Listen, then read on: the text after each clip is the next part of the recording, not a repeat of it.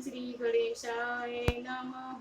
महाप्रलय काल में केवल सद ब्रह्मा की सत्ता का प्रतिपादन, उस निर्गुण निराकार ब्रह्मा से ईश्वर मूर्ति सदाशिव का प्राकट्य, सदाशिव द्वारा स्वरूप भूता शक्ति अंबिका का प्रकटीकरण, उन दोनों के द्वारा उत्तम क्षेत्र काशी का प्रादुर्भाव, शिव के वामांग से परम पुरुष विष्णु का आविर्भाव तथा उनके सकाश से प्राकृत तत्वों की क्रमशः उत्पत्ति का वर्णन।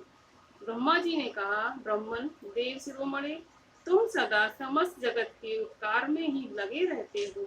तुमने लोगों के हित की कामना से यह बहुत उत्तम प्रश्न पूछा है, जिसके सुनने से संपूर्ण लोगों के समस्त पापों का क्षय हो जाता है। उस अनामय शिव तत्व का मैं तुमसे वर्णन करता हूँ।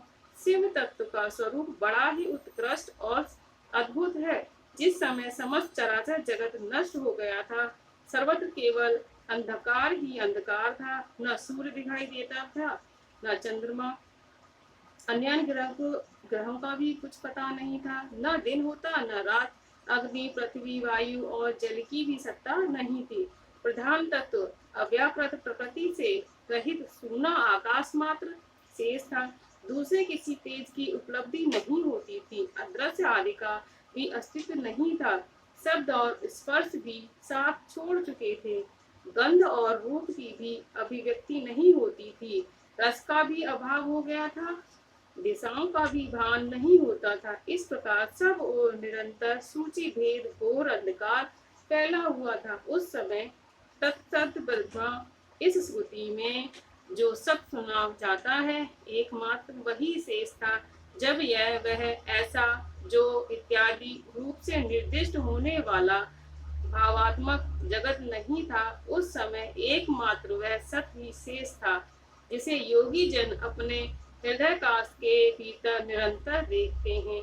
वह सब तत्व मन का विषय नहीं, वाणी की भी वहां तक कभी पहुंच नहीं होती।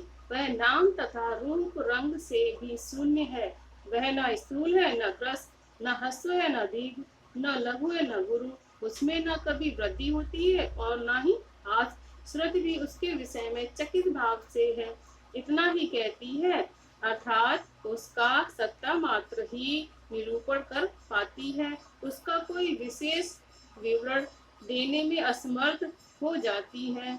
वह सत्य ज्ञान स्वरूप, अनंत परमानंदमय, परम ज्योति स्वरूप, अप्रमेय, आधार रहित, निर्विकार, निराकार, निर्गुण, योगिगम्य, सर्वव्यापी, सबका एकमात्र कारण, निर्विकल्प, निरारंभ, माया शून्य, उपद्रव रहित, अद्वितीय, अनादि, अनंत, संकोच, विकास से शून्य तथा चिन्मय है।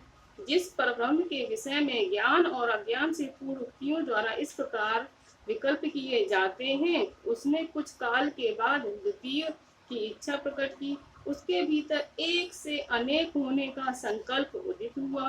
तब उस निराकार परमात्मा ने अपनी लीला शक्ति से अपने लिए मूर्ति यानी कि आकार की कल्पना की। वह मूर्ति संपूर्ण ऐश्वर्य गुणों से संपन्न, सर्व ज्ञानमयी, शुभ स्वरूपा, सर्वव्यापिनी, सर्वरूपा, सर्वदर्शिनी, सर्वकारिणी, सबकी एकमात्र वंदनीय, सर्वथा सब कुछ देने वाली और संपूर्ण संस्कृतियों का केंद्र थी।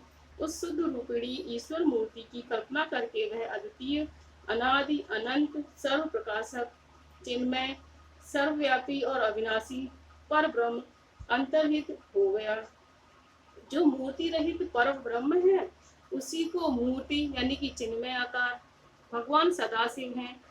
अर्वाचीन और प्राचीन विद्वान उन्हीं को ईश्वर कहते हैं। उस समय एकाकी रहकर स्वेच्छा अनुसार विहार करने वाले उन सदाशिव ने अपने विग्रह से स्वयं ही एक स्वरूप भूता शक्ति की सृष्टि की, जो उनके अपने श्री अंग से कभी अलग होने वाली नहीं थी। उस पराशक्ति को प्रधान प्रकृति गुण वाली माया बुद्धि तत्व की जननी तथा विकार रहित बताया गया है। वह शक्ति अंबिका कही गई। उसी को प्रकृति सर्वेश्वरी, देव जननी, नित्या और मूल कारण भी कहते हैं। सदाशिव द्वारा प्रकट की गई उस शक्ति के 8 भुजाएं हैं। उस सुलक्षणा देवी के मुख की शोभा विचित्र है। वह अकेली ही अपने मुखमंडल में सदा एक सहस्र चंद्रमाओं की कांति धारण करती है। नाना प्रकार के आभूषण उसके श्री अंगों की शोभा बढ़ाते हैं। वह देवी नाना प्रकार की गतियों से संपन्न है और अनेक प्रकार के अस्त्र शस्त्र धारण करती है। उसके खुले हुए नेत्र खिले हुए कमल के समान जान पड़ते हैं। वह अचिंत्य तेज से जगमगाती है। वह सबकी योनि है और सदा उत्तमशील रहती है। एकाकिनी होने पर भी वह माया संयोग वसात अनेक हो जाती है। वे जो सदाशिव हैं उन्हें परम पुरुष ईश्वर शिव शंभु और महेश्वर कहते हैं। वे अपने मस्तक पर आकाश गंगा को धारण करते हैं। उनके भाल देश में चंद्रमा शोभा पाते हैं। उनके 5 मुख हैं और प्रत्येक मुख में 3-3 नेत्र हैं। उनका चित्त सदा प्रसन्न रहता है। वे 10 भुजाओं से युक्त और त्रिशूलधारी हैं। उनके श्री अंगों की प्रभा कपूर के समान श्वेत गौर है। वे अपने सारे अंगों में भस्म रमाए रहते हैं। उन काल रूपी ब्रह्मा ने एक ही समय शक्ति के नाथ शिवलोक नामक क्षेत्र का निर्माण किया था। उस उत्तम क्षेत्र को ही काशी कहते हैं। वह परम निर्वाण या मोक्ष का स्थान है जो सबके ऊपर विराजमान है। वे प्रियतम रूप शक्ति और शिव जो परमानंद स्वरूप है उस मनोहर क्षेत्र में नित्य निवास करते हैं। काशीपुरी परमानंद रूपिणी है। मुने शिव और शिवा ने प्रलय काल में भी कभी उस क्षेत्र को अपने सानिध्य से मुक्त नहीं किया है। इसलिए विद्वान पुरुष उसे अविमुक्त क्षेत्र के नाम से भी जानते हैं। वह क्षेत्र आनंद का हेतु है। इसलिए पिनाकधारी शिव ने पहले उसका नाम आनंद वन रखा। उसके बाद वह अविमुक्त के नाम से प्रसिद्ध हुआ। देवर्षि एक समय उस आनंद वन में रमण करते हुए शिवा और शिव के मन में यह इच्छा हुई कि किसी दूसरे पुरुष की भी सृष्टि करनी चाहिए, जिस पर यह सृष्टि संचालन का महान भार रखकर हम दोनों केवल काशी में रहकर इच्छा अनुसार विचरें और निर्वाण धारण करें। वही पुरुष हमारे अनुग्रह से सदा सबकी सृष्टि करे, पालन करे और वही अंत में सबका संहार भी करे। यह चित्त एक समुद्र के समान है। इसमें चिंता की उताल तरंगे उठ उठकर इसे चंचल बनाए रहती हैं। इसमें सत्वगुण रूपी रत्न, तमोगुण रूपी ग्रह और रजोगुण रूपी मूंगे भरे हुए हैं। इस विशाल चित्त समुद्र को संकुचित करके हम दोनों उस पुरुष के प्रसाद से आनंद कानन यानी काशी में सुख पूर्वक निवास करें। यह आनंद वन वह स्थान है जहाँ हमारी मनोवृत्ति सब ओर से सिमटकर इसी में लगी हुई है तथा जिसके बाहर का जगत चिंता से आतुर प्रतीत होता है। ऐसा निश्चय करके शक्ति सहित सर्वव्यापी परमेश्वर शिव ने अपने वाम भाग के 10वें अंग पर अमृत मल दिया। फिर तो वहां से एक पुरुष प्रकट हुआ जो तीनों लोकों में सबसे अधिक सुंदर था। वह शांत था, उसमें सत्वगुण की अधिकता थी तथा वह गंभीरता का अथाह सागर था। मुने क्षमा नामक गुण से युक्त उस पुरुष के लिए ढूंढने पर भी कहीं कोई उपमा नहीं मिलती। उसकी कांति इंद्रनील मणि के समान श्याम थी। उसके अंग अंग से दिव्य शोभा छिटक रही थी और नेत्र प्रफुल्ल कमल के समान शोभा पा रहे थे। श्री अंगों पर सुवर्ण की कांति वाले 2 सुंदर रेशमी पीतांबर शोभा दे रहे थे। किसी से भी पराजित न होने वाला वह वीर पुरुष अपने प्रचंड भुजंगों से सुशोभित हो रहा था। तदंतर उस पुरुष ने परमेश्वर शिव को प्रणाम करके कहा, स्वामिन, मेरे नाम निश्चय कीजिए और काम बताइए। उस पुरुष की यह बात सुनकर महेश्वर भगवान शंकर हंसते हुए मेघ के समान गंभीर वाणी में बोले। शिव ने कहा, वत्स, व्यापक होने के कारण तुम्हारा नाम विष्णु नाम विख्यात हुआ।